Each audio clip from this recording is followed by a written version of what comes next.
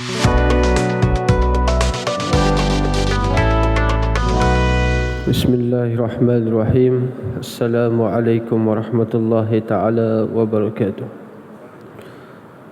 Alhamdulillahi rabbil alamin, wal aqibatu lil muttaqin, wala udwana illa 'alal zalimin.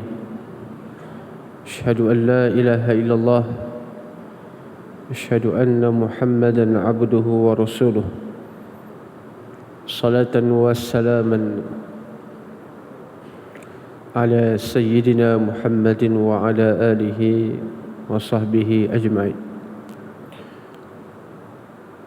Qala Allah subhanahu wa ta'ala, wal budna ja'alnaha lakum min sya'airillah, ja'alnaha lakum min sya'airillahi lakum fiha khair. وقال النبي صلى الله عليه وسلم: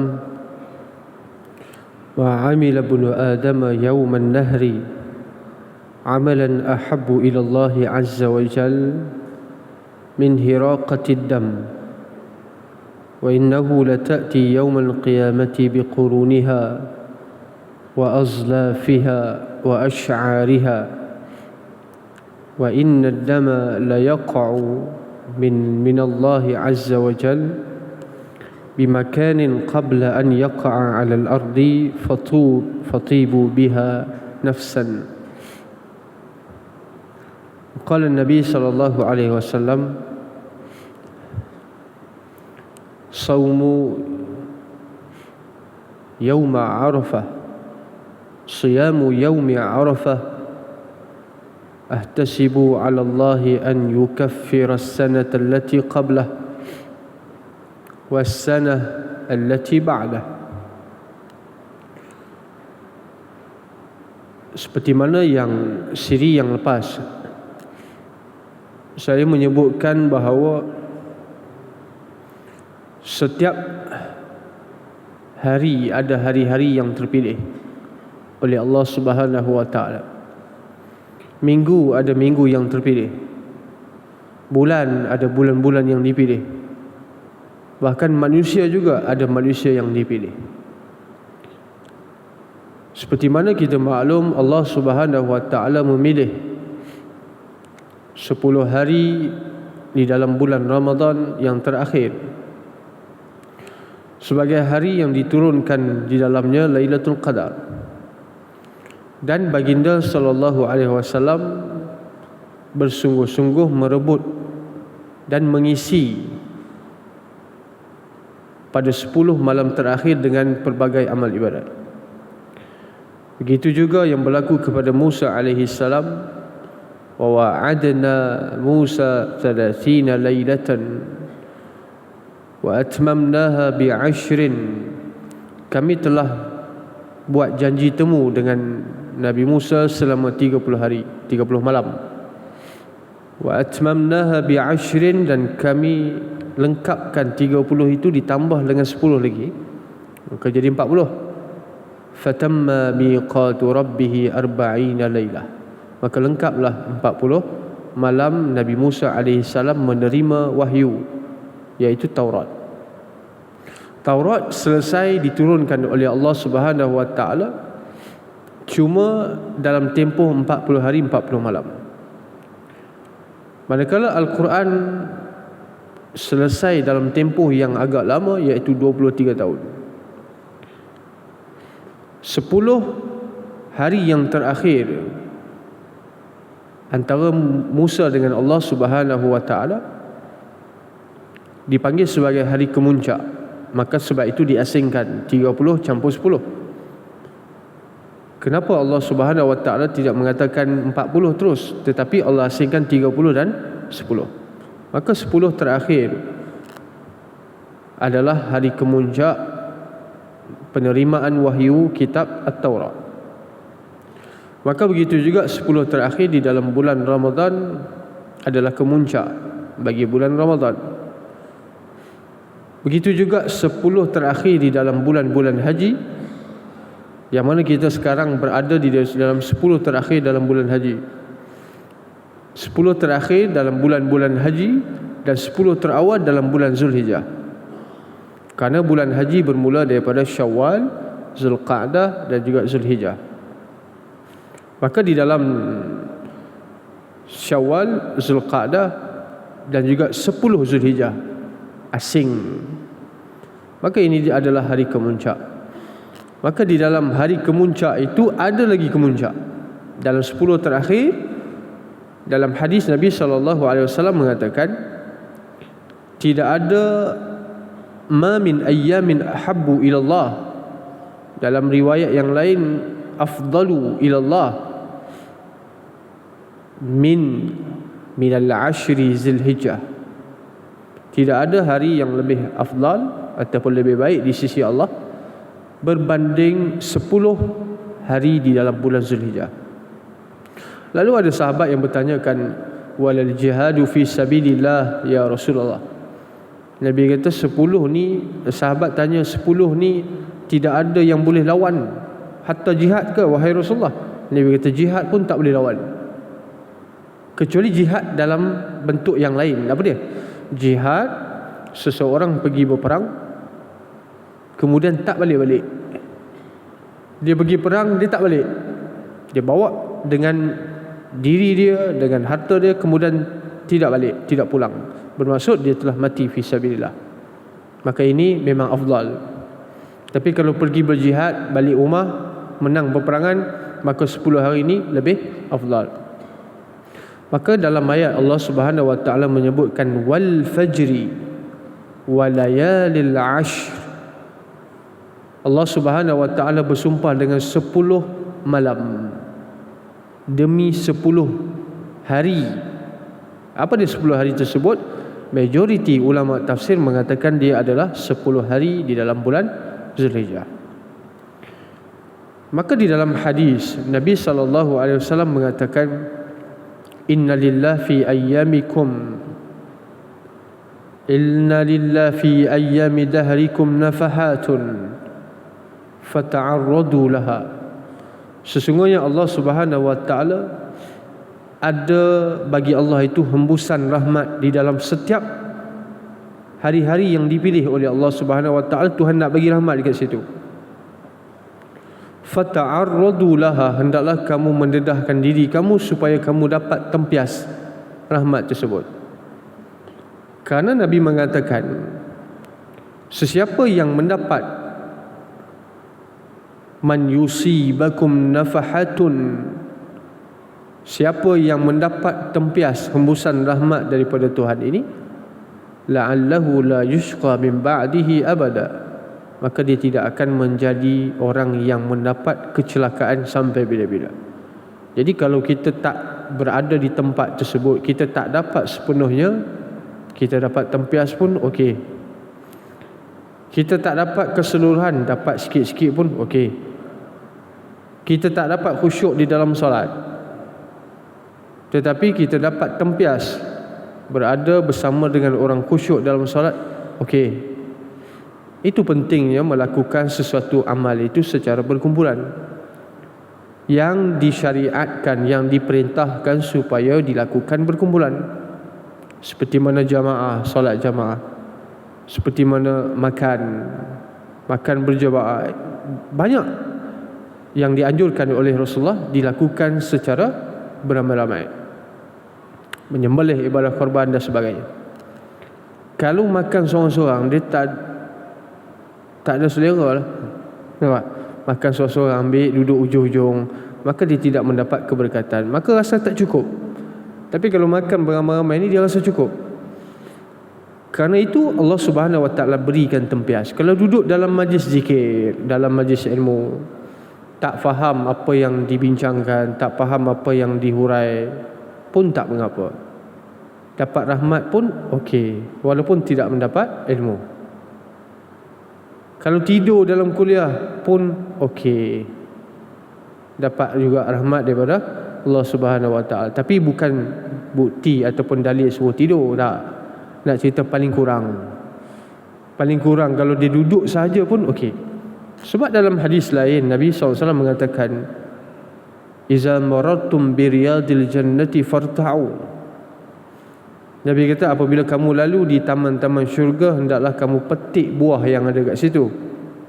Lalu sahabat tanyakan, wa ma riyadul jannati ya Rasulullah, apakah taman syurga itu? Nabi kata hilaquz zikri, duduk di dalam majlis ilmu. Tak faham pun tak apa, yang penting kita mendapat payungan daripada malaikat yang sentiasa meletakkan ataupun menghamparkan sayap untuk orang yang duduk dalam tempat yang baik. Perasan ataupun tidak, kalau kita duduk bersama dengan orang yang tidak membantu, tak pernah bantu kita, tak pernah perintah, tak pernah suruh, tak pernah larang, tak pernah tegur, maka secara tidak langsung kita akan terkesan juga, tak banyak pun sikit. Ini penting, membentuk suasana persekitaran yang baik, dipanggil bi'ah as-salihah.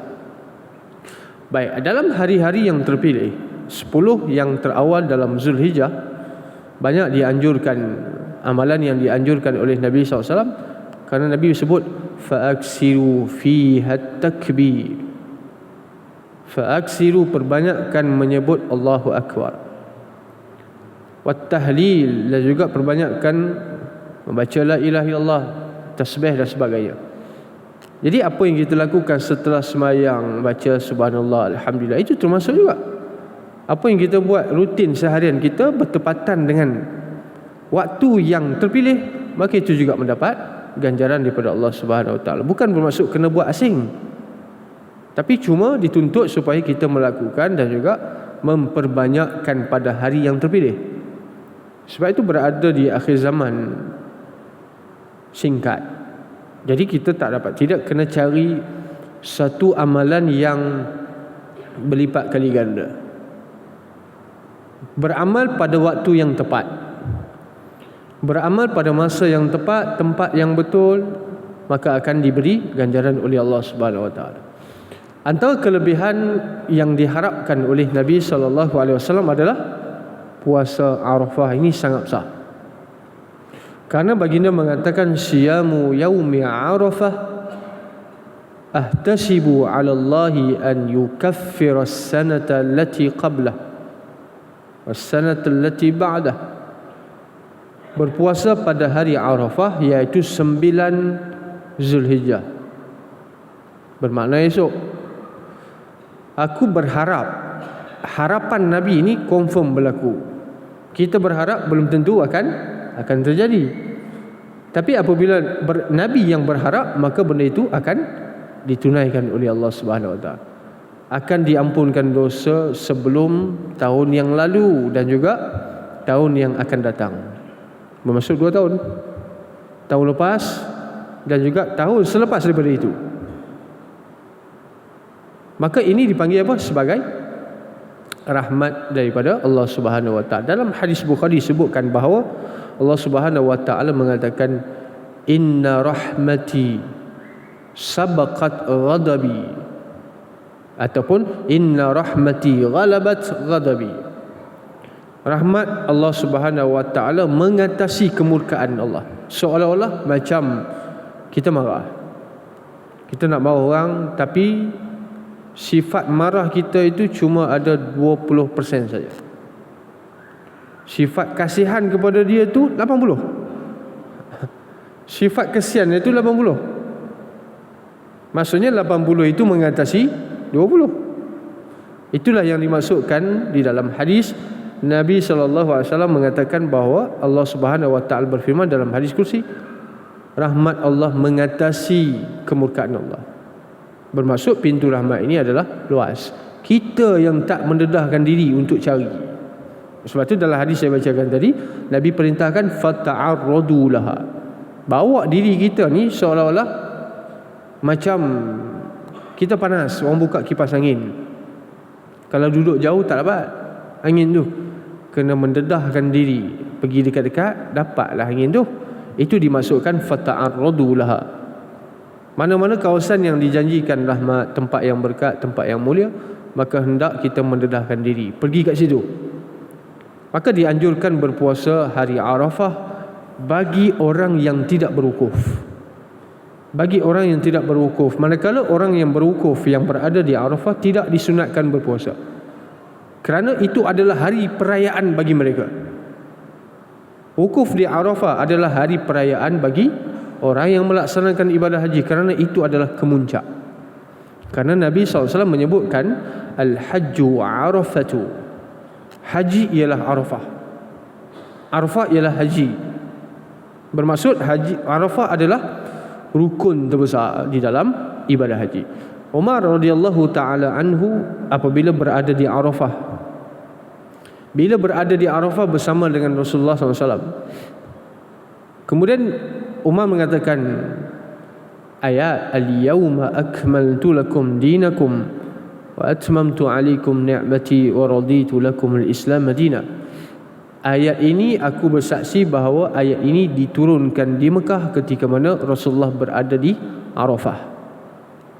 Ini dikatakan bahawa ayat yang saya bacakan tadi adalah ayat yang kedua terakhir diturunkan kepada Nabi sallallahu alaihi wasallam. Bukan paling last. Al-yauma akmaltu lakum adalah second last. Ayat yang terakhir diturunkan kepada Nabi sallallahu alaihi wasallam adalah di dalam surah Al-Baqarah.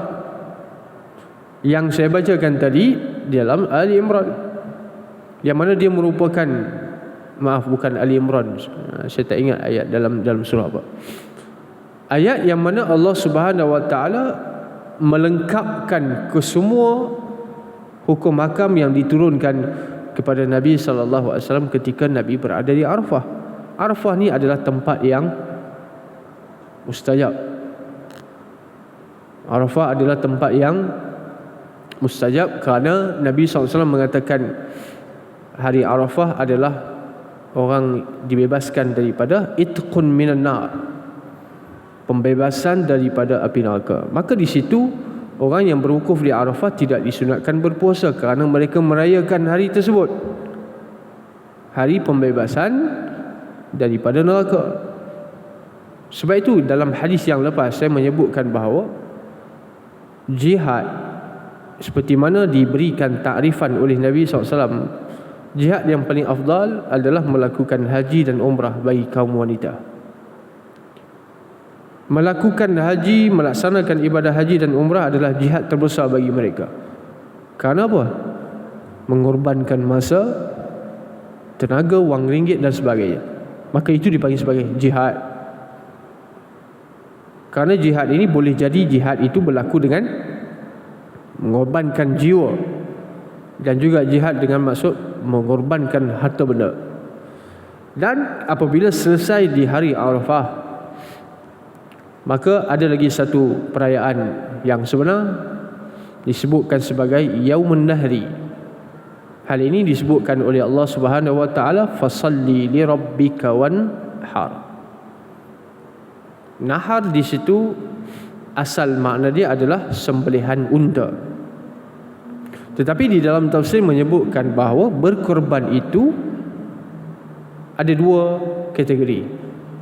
Yang pertama, berkorban dengan maksud menumpahkan darah, sembelih, menyembelih haiwan yang tertentu dengan niat mendekatkan diri kepada Allah Subhanahu wa taala pada hari yang tertentu. Maka itu kita panggil korban dengan makna asal. Yang kedua, korban dengan makna falsafah di sebalik korban. Ini makna dia lebih luas. Bukan hanya menyembelih binatang, tetapi kita berkorban dari semua sudut untuk agama. Berkorban sama ada dengan masa kita. Boleh datang kuliah ni korban masa lah ni. Berkorban wang ringgit, pergi menunaikan haji, umrah dan sebagainya, beli masuk satu bahagian 850, korban duit. Korban tenaga, korban macam-macam korban. Sebab itu dalam pemahaman haji, man istata'a ilaihi sabila, istita'ah itu ditafsirkan dengan tafsiran yang luas. Mampu itu dari sudut apa? Wang ringgit, masa, tenaga dan lain-lain. Maka menurut penafsiran yang kedua bagi makna korban ini berlaku kepada Nabi Ibrahim. Nabi Ibrahim alaihi salam Apabila sampai ke Mekah untuk pertama kali sampai ke Mekah, waktu itu Nabi Ismail baru dilahirkan. Bila sampai di Mekah, Mekah waktu itu tidak ada satu orang pun yang hidup di Mekah. Mekah ni tandus, gersang, bahkan tidak ada air pun. Manusia tidak ada, tumbuh-tumbuhan tidak ada, air tidak ada, binatang pun tidak ada. Kemudian bila sampai di situ, Nabi Ibrahim meninggalkan anak dan isteri dengan cuma memberi bekal satu bekas daripada kurma dan satu bekas air. Itu saja bekal. Rabbi inni askantu min zurriyyati biwadin ghairi zi zar'in 'indal baitikal muharram. Ya Allah, saya telah meninggalkan anak dan isteri saya di sini, tempat yang tidak ada sebarang makhluk, di sisi Kaabah. Masa tu Kaabah belum ada lagi Kaabah dalam rupa bentuk rasmi macam sekarang. Jadi Nabi Ibrahim menyerahkan kepada Allah Subhanahu Wa Taala apa yang berlaku, tawakal. Tinggal di tempat yang tidak ada tumbuhan, tak ada tamadun langsung, tempat yang tidak ada tamadun manusia, air tak ada. Maka sebab tu Allah Subhanahu Wa Taala sebut dalam ayat, kami jadikan setiap benda hidup dengan air. Pernah jumpa ayat tu? Kami jadikan setiap makhluk itu hidup dengan air. Bermaksud apa? Air adalah sumber kehidupan. Bila tidak ada air, tidak ada kehidupan. Kerana itu tamadun manusia bermula dengan tempat yang ada air. Mengadu kepada Allah Subhanahu Wa Taala. Bila sampai diwahyukan oleh Allah, tinggalkan anak dengan isteri kat situ. Kalau kita tak sanggup, Nabi Ibrahim pun tak sanggup. Kalau kira sampai hati, tak sampai hati, anak baru lahir. Tapi oleh kerana dapat perintah wahyu daripada Allah Subhanahu Wa Taala, suruh tinggal kat situ, tak cakap banyak. Kemudian apabila Nabi Ibrahim nak pergi meninggalkan, dipanggil oleh Hajar. Wahai Nabi Allah, sanggupkah kamu meninggalkan saya dan anak yang masih lagi kecil? Apa jawab Nabi Ibrahim?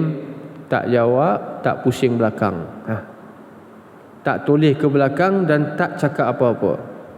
Sebab kalau toleh ke belakang, nanti tengok muka anak, kesian. Nampak? Dipanggil berulang-ulang kali, Nabi Ibrahim buat tak dengar.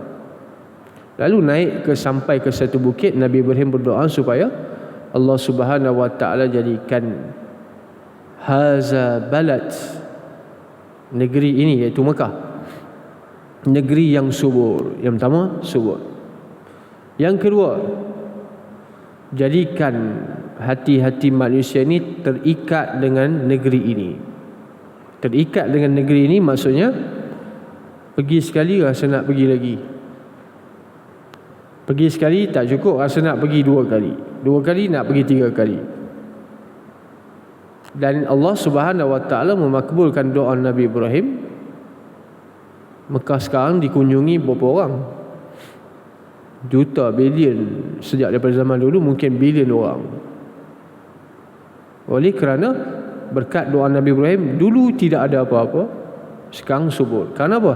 Kerana Nabi Ibrahim telah berkorban. Kerana telah berkorban. Nak dapat hasil kena korban dulu. Nak dapat ilmu kena korban masa, kena korban tenaga, kena korban wang ringgit. Maka tidak heran kalau ulama-ulama dulu, Imam Bukhari contohnya, Al-Imam Bukhari berasal daripada Uzbekistan, pergi ke Baghdad, pergi ke Kufah, pergi ke Basrah, pergi ke Madinah, pergi ke Syam, pergi ke Palestin untuk mencari ilmu. Berkorban apa? Masa, wang ringgit, tenaga, supaya dapat hasil. Hasilnya dikenali sampai sekarang ni Sahih Al-Bukhari. Begitu juga nak dapatkan pahala yang berlipat ganda, nak mendapatkan sesuatu ganjaran yang lebih besar adalah nak dapat jannah. Maka kena korbanlah. Sebab tu dalam ayat Allah Subhanahu Wa Taala mengatakan, adakah kamu sangka kamu boleh masuk syurga senang lenang saja, sedangkan kamu tidak pernah diuji seperti orang-orang dulu? Kamu tidak pernah langsung diuji seperti orang-orang dulu. Yang disebutkan orang dulu apa dia? Diuji macam-macam, sehingga mereka kata mata nasrullah, ala inna nasrullahi qarib. Ya Allah, bila bantuan nak sampai ni? Kami teruk dah ni, tak boleh nak sabar dah ni. Ini menunjukkan bahawa nak mendapatkan sesuatu perlu bersusah payah. Itu kita panggil sebagai apa? Korban. Itu tafsiran yang kedua bagi makna korban. Baik, kembali pada makna yang pertama, berkorban adalah menumpahkan darah, dengan maksud simbolik kepada melakukan penyembelihan binatang. Nabi SAW menyebutkan dalam hadis riwayat Tirmizi, tidak ada mamin ibnu Adam, tidak ada manusia melakukan amal ahabbu ilallah, yang lebih Allah Subhanahu Wa Taala sukai pada hari nahar, min hiraqatid dam, lebih daripada berbanding menumpahkan darah. Bermaksud berkorban dengan menyembelih binatang itu lebih afdal, amalan yang paling afdal pada hari raya. Bukan secara mutlak 10 Zulhijjah tu, tetapi pada hari raya. Baik, hari raya haji, apakah yang paling utama, apakah yang paling afdal? Sembelih korban, penyembelihan korban. Kerana apa? Taqarrub ilallah. Kadang ada orang yang mainkan isu tentang mana, takkan orang nak sembelih anak sendiri? Mana ada orang sanggup untuk sembelih anak sendiri? Dia jadikan ayat itu sebagai mainan, ayat itu sebagai olokan. Ini selalunya golongan liberal mengatakan Nabi Ibrahim nak bunuh anak. Sebenarnya bukan itu isu utama yang Tuhan nak sampaikan, yang bukan itu. Nak tengok awak sanggup berkorban untuk Allah Subhanahu Wa Taala ataupun tidak. Wa fadainahu bizabhin azim. Allah Subhanahu Wa Taala tebus dengan binatang yang lebih besar, yang gemuk, dipanggil sebagai kabsyun ataupun kambing. Jadi simbolik, bukan bermaksud Nabi Ibrahim nak sembelih anak sendiri, bukan. Contohnya di dalam ayat yang lain, apabila Nabi Ibrahim ditanya oleh Allah Subhanahu Wa Taala, setelah Nabi Ibrahim minta supaya nak tengok macam mana Allah hidupkan binatang yang telah mati, ataupun nak tengok macam mana benda mati boleh hidup balik,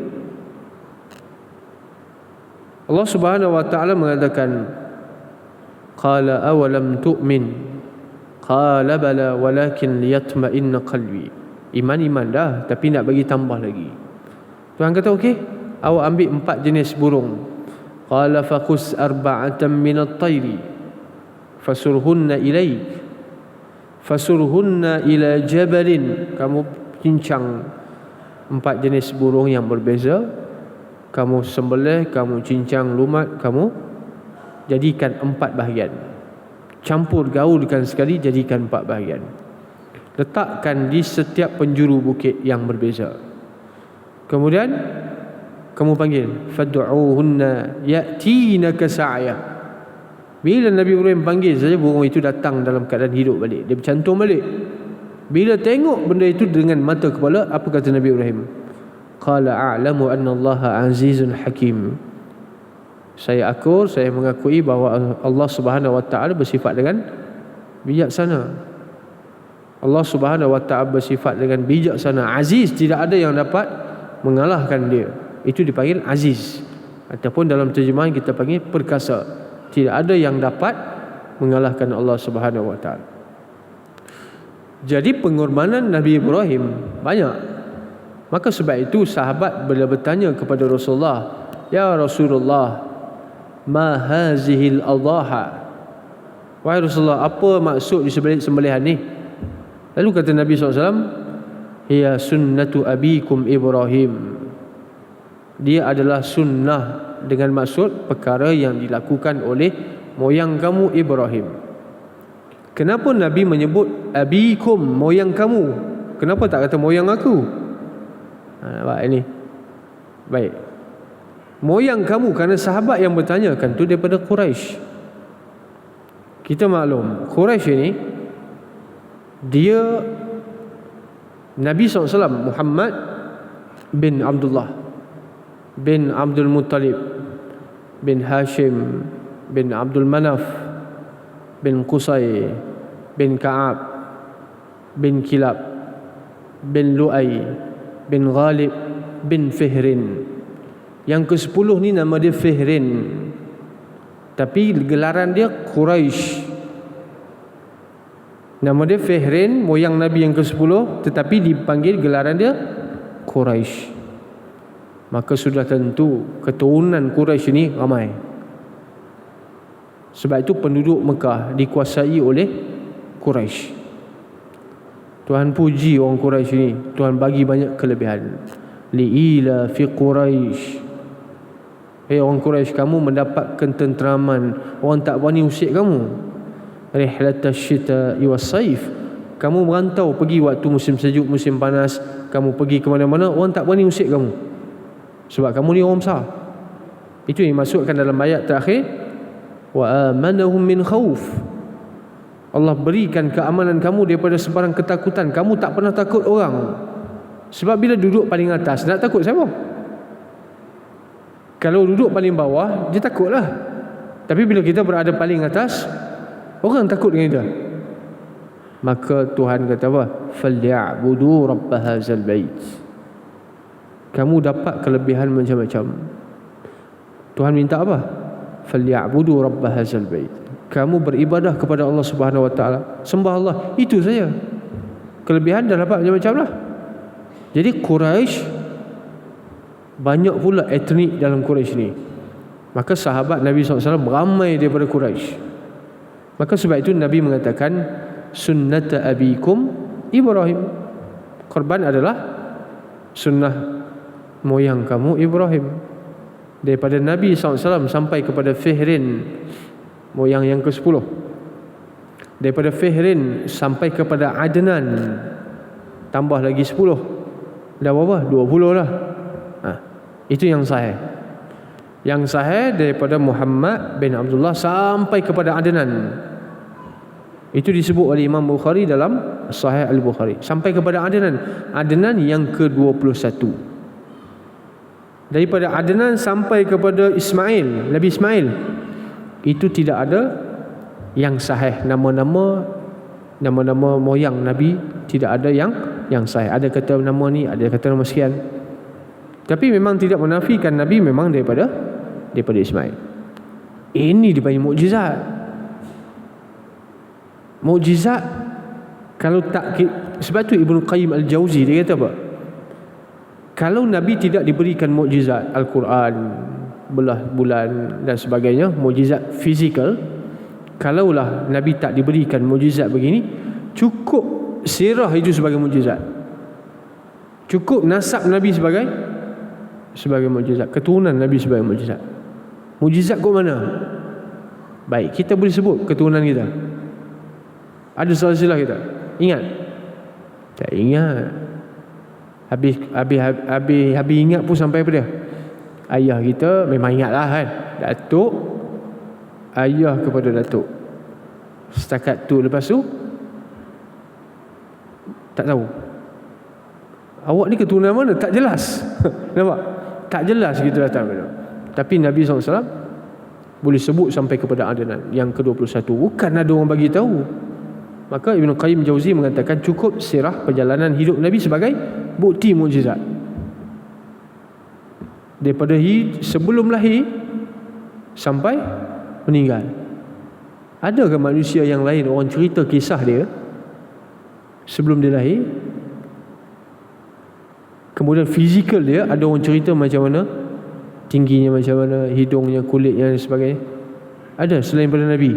Tak ada. Satu-satunya manusia yang diceritakan tentang bukan sekadar akhlak, bukan sekadar fizikal, tapi apa dia buat, apa dia suka, macam-macam, adalah satu-satunya Nabi SAW. Kita ada orang cerita tak tentang kita? Tak ada. Kita ni siapa? Penting ke untuk orang menceritakan apa kita suka? Kan? Tak penting. Maka Nabi SAW adalah insan yang penting, maka kita kena tahu, kena kenal. Sahabat bila bertanya kepada Nabi SAW tentang apa yang ada di sebalik ibadah korban, Nabi menjawab, itu adalah sunnah abikum Ibrahim. Maka di sini ulama telah buat satu kesimpulan bahawa hukum menyembelih ataupun masuk binatang korban tidaklah sampai kepada tahap wajib, kecuali mazhab Hanafi menganggap dia adalah sebagai satu kewajiban. Majoriti ulama, sama ada dia Syafi'i, Maliki ataupun Hanbali, mengatakan hukum berkorban sembelih binatang adalah sekadar sunat muakkad ataupun sunat aini, itu saja. Tidak sampai kepada level fardu ain, tidak sampai kepada tahap wajib. Hikmah di sebalik dia adalah supaya Allah Subhanahu wa taala sebut apa dia? Wa at'imul ba'isal faqir. Beri makan kepada orang yang fakir. Ini tak, dia masuk korban. Contohlah satu bahagian 850. Daging sekilo 50 kalau beli. Dia masuk 850 kilo. 850 ringgit untuk satu bahagian. Kemudian dia nak daging senilai dengan 850. Baik, awak beli kat pasar senang, tak payah masuk sini buat semak. Awak telah ambil kuota orang lain, rampas kuota orang lain. Faham tak? Rampas kuota orang lain. Contohlah, saya nak masuk ibadah korban, nak masuk sangat ni, memang ikhlas lillahi ta'ala nak masuk. Tanya AJK masjid, dah penuh. Tadi baru last satu bahagian dah ada orang masuk, saya tak dapat. Rupanya yang masuk tu dia bukan nak buat lillahi ta'ala. Dia masuk 850, dia nak daging 850 ringgit. Apa beza kalau dia beli dekat pasar? Sama Pergilah bawa 850 ringgit, pergi pasar beli, nilai 850 ringgit. Kalau sekilo 50 ringgit, kalilah dapat berapa kilo. Bermaksud awak telah merampas tempat ataupun kuota orang lain yang betul-betul nak masuk ibadah korban. Dia memang ikhlas nak masuk. Maka di sini ulama bincang, tak ada masalah kalau ambil daging korban, tetapi jangan lebih daripada separuh. Paling kurang dalam mazhab Syafi'i, paling kurang makan sikit saja, ambil sekilo cukup lah. Nampak? Itu baru dipanggil korban. Itu baru dipanggil berkorban. Dengan makna yang kedua saya sebutkan tadi. Kalau dia ambil RM850 dengan daging senilai itu, apa yang berkorbannya? Awak macam beli lah. Betul? Macam bayar RM850 dapat daging, beli. Itu bukan korban. Korban ini awak keluar duit bagi dekat orang, bagi dekat orang yang berhak untuk mendapatkan daging tersebut, kerana dia adalah kurbah. Korban ni sunat. Bila sunat ni, dia amalan yang mendekatkan diri kepada Allah. Sebab tu dalam hadis Nabi SAW mengatakan dalam hadis kursi, man aada li waliyan faqad azantuhu bil harbi. Siapa yang menyakiti orang yang aku sayang, maka dia telah memerangi, isytihar, perang dengan aku. Kemudian kata Allah Subhanahu wa taala, "Wa ma yataqarrabu ilayya 'abdun bin nawafil hatta uhibbah. Fa idza uhibbahu fakuntu sam'ahu alladhi yasma'u bih." Allah Subhanahu wa taala mengatakan dalam hadis kursi, tidak ada mana-mana hamba yang mendekatkan diri dengan amalan sunat, korban sunat. Bila dia buat perkara-perkara sunat, intipati daripada amalan sunat itu adalah mendekatkan diri kepada Allah. Awak masuk korban bukan nak dekatkan diri, awak masuk korban nak daging. Bukan tak boleh ambil, tapi kena faham matlamat sebenar. Ambil boleh, tapi itu bukan matlamat sebenar. Matlamat sebenar adalah berkorban. berikan kepada yang berhak. Hatta uhibbah, sehingga kata Allah Subhanahu wa taala, bila aku sayang, aku adalah seolah-olah pendengaran dia adalah pendengaran aku, penglihatan dia adalah penglihatan aku. Seolah-olah bermaksud apa dia? Bermaksud Allah Subhanahu wa taala bila sayang kepada seseorang, dia akan bagi. Bila dia minta, aku akan berikan. Bahkan kalau tak minta pun ada ketika diberi. Bila sayang kat seorang ni, bila kita tak sayang dekat isteri sayang dekat suami, bagi hadiah. Ini untuk apa? Saya tak minta pun. Memanglah awak tak minta, saya yang nak bagi. Nampak? Memanglah awak tak pernah minta, tapi saya yang nak bagi. Sebab apa saya bagi? Sebab sayang lah. Kau tak sayang, tak bagi. Itu sifat, senang ya. Begitulah Allah Subhanahu wa taala bila sayang kepada mana-mana hamba, maka Allah Subhanahu wa taala akan berikan hatta walaupun tidak diminta.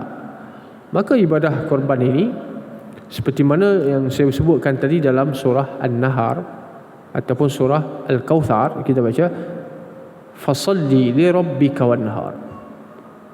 Ayat ini ataupun surah ini dipanggil Makkiyah, surah yang diturunkan di Mekah.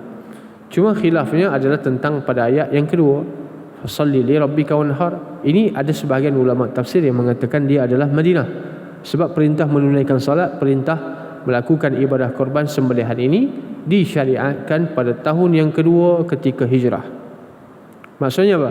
Bila Nabi sampai ke Madinah 2 tahun duduk di Madinah, difardukan zakat, difardukan sembelihan korban, difardukan hari raya Aidil Adha. Jadi ada 3 hukum yang Allah Ta'ala wajibkan, yang Allah Ta'ala fardukan pada tahun yang kedua hijrah. Yang paling besar Aidil Adha. Perayaan orang Islam paling besar adalah Aidil Adha ke Aidil Fitri. Aidil Adha besar setakat mana besarnya? Rupanya kita membesarkan Aidil Fitri. Betul, kita besarkan Aidil Fitri. Aidil Fitri nampak lebih meriah, Aidil Adha tak meriah sangat. Tapi sebaliknya, di tempat-tempat di Timur Tengah, Aidil Adha ni sangat besar. Tapi dah menjadi adat. Ini masalah. Masalah apa? Apabila ibadat ditukar menjadi adat. Tapi kalau adat ditukar menjadi ibadat, okey. Macam mana adat tukar jadi ibadat? Mandi contoh. Semua orang mandi, itu adat. Manusia dia akan mandi. Tapi bagaimana mandi itu boleh ditukarkan menjadi ibadat? Boleh. Mandi hari raya, sunat. Mandi hari Jumaat, nak pergi sembahyang Jumaat, sunat. Mandi wajib. Macam-macam. Maka kalau adat ditukar menjadi ibadat, okey. Tapi kalau ibadat tukar menjadi adat, perbuatan yang kita buat tu tidak ada roh dia, tak ada seri dia, macam biasa, tak ada apa-apa. Contoh, bila menyambut hari raya Aidil Fitri, semua orang sambut. Orang tak puasa pun sambut juga. Semua orang, semua lapisan masyarakat. Sehingga bercampur antara perkara yang dilarang pun dilakukan dalam hari raya, perkara yang dilarang pun dilakukan di dalam majlis kenduri kahwin. Kenduri kahwin ibadat, betul. Walimatul urs ibadat. Tapi bercampur dengan hal-hal yang tak dibenarkan oleh syarak. Sebab apa? Sebab orang anggap adat. Maka Imam Ghazali menilai benda ni, dia nampak benda ni serius. Tuan-tuan mungkin pernah dengar kitab Ihya Ulumuddin, kitab yang masyhur. Kitab ini ditulis sebab Imam Ghazali nampak benda ni masalah. Apabila sesuatu ibadat itu dah jadi adat, tak ada roh dia, tak ada seri dia. Buatlah semayang, tapi sekadar semayang lah. Khusyuk tak khusyuk tak ambil tahu langsung. Masuk korban masuk, tapi apa matlamatnya tak ambil tahu langsung. Maksudnya apa? Ibadah itu hilang seri dia. Maka ditulis kitab Ihya Ulumuddin adalah bagi memberikan, mengembalikan aura, mengembalikan seri dalam amal ibadat yang kita buat, semua aspek. Baik, jadi sekadar itu dulu. Wabillahi taufiq wa hidayah. Assalamualaikum warahmatullahi wabarakatuh.